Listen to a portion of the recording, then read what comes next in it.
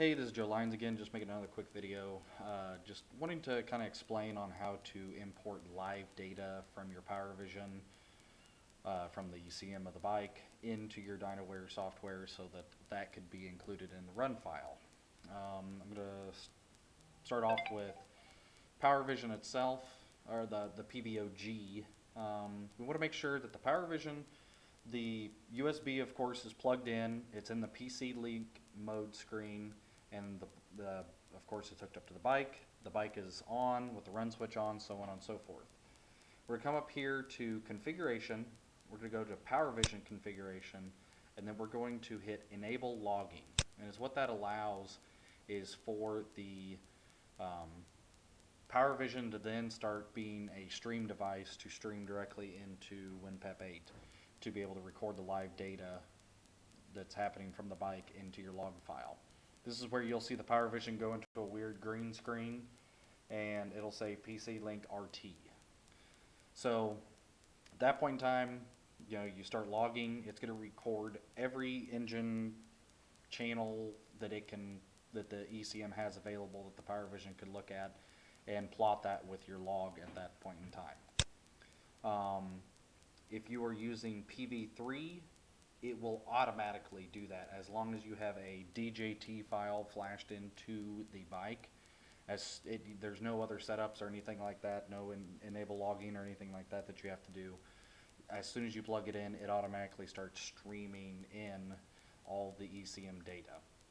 Another thing that I like to do just to make for sure on certain things is you come over here to the make run screen, and when you're going to go to your dyno configuration, you're going to want to make sure that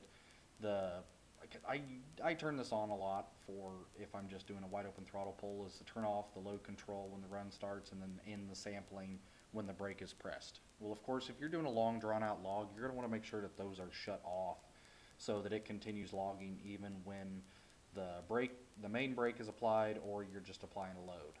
Another thing you can do, a lot of people don't know about, is the RPM source. So sometimes you run into a bike that has a horrible set of spark plug wires, or you're just having a hard time picking up a good RPM signal off of the inductive, whether it's through the primary or secondary setup.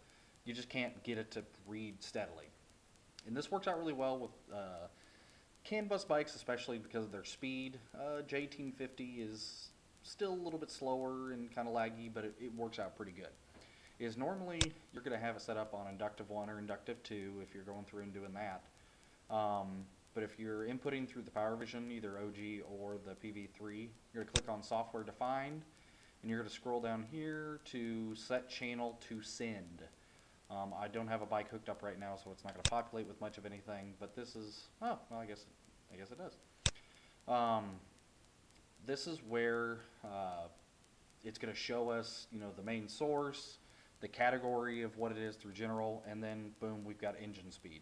So that's where you click on engine speed, hit OK, and then boom, now it's going to use the PowerVision input data for your RPM signal instead of having to use an inductive pickup lead. All right.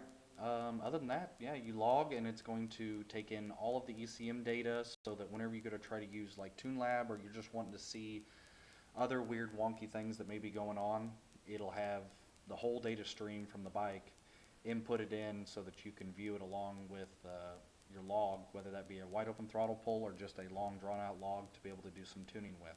All right, thank you very much.